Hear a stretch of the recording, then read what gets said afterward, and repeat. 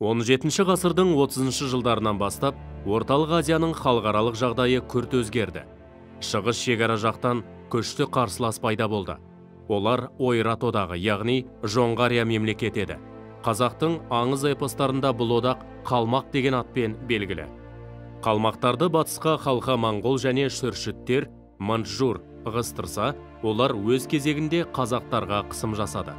17 ғасырда басталған қазақ-қалмақ арасындағы қақтығыс ұзақ жылдық соғысқа ұласты.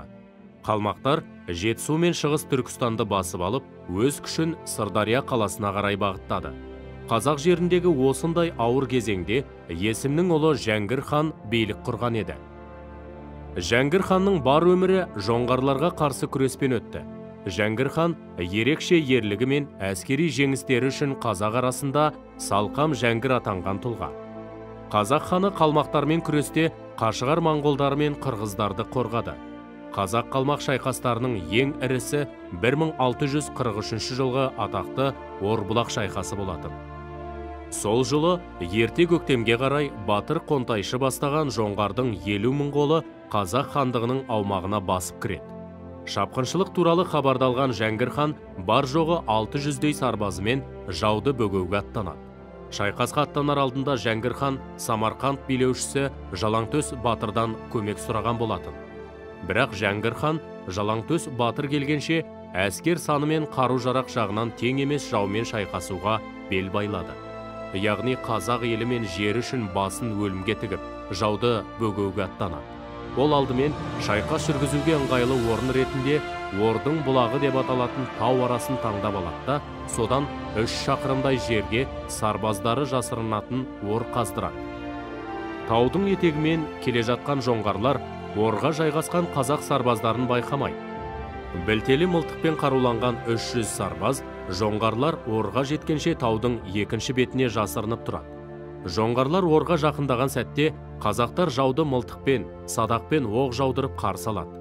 Шайқас бастала салып, жоңғар жағынан 10 мыңдай адам мерт болады. Батыр Қонтайшы қалған 40 мың қолымен қайта келіп шабуылдағанда Жалаңтөс батыр көмекке жетіп үлгереді. Нәтижесінде жоңғарлар ойсырай жеңіледі.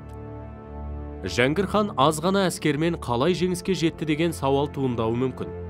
Әрине, жеңіске жетуінің басты себептері мынадай. Алдымен, ханның қасында ең сенімді ержүрек батырлары болды. Алдын ала барлығын дәл есептеді. Жер жағдайын шебер пайдаланды. Әскерін дұрыс орналастырды. Көшпелілердің соғыс тактикасында қолданыла бермейтін ор қазу әдісін пайдаланды және оны шебер қолданды. Сарбаздарын қазақ ұсталары жасаған және Бұхардан сатып алған білтелі мылтықпен түгелге жуық қаруландырды. Енді сарбаздарының саны неге аз болды дегенге келетін болсақ, Йоган Фишердің айтқаны шындыққа сәйкес келеді. Ол Жәңгір оларды қалай пайдалану керектігін білді. Артық адам ойға алған жоспардың іске асуына бөгет жасайды. Дәл осындай жеңіс Орта Азияда бұрын соңды болмаған. Бұл шайқастың тарихи маңызы ерекше еді. 50 мың әскермен жеңіліске ұшырауы Батыр Қонтайшының беделін түсірді. Осы шайқастан кейін жоңғарлар арасында өзара қырқыс басталды. Бұл жеңіс қазақ қолбасшыларының соғыс тәсілдерін шебер меңгергенін дәлелдеді. Осы шайқастан кейін қазақ-жоңғар қатынасында аз уақытқа болса да тыныштық орнады. Осылайша Орбұлақ шайқасы қазақи өрлік пен ерліктің, қаһармандықтың жарқын үлгісі ретінде тарихта қалды. 2003 жылы Орбұлақ шайқасының 360 жылдығына орай тарихи оқиға болған жерге ескерткіш тас қойылды. Қасиетті Қазығұрт тауының бөктерінде Орбұлақ шайқасының басты қаһармандары Салқам Жәңгір мен Жалаңтөс баһадүрге арналған ескерткіш ашылды.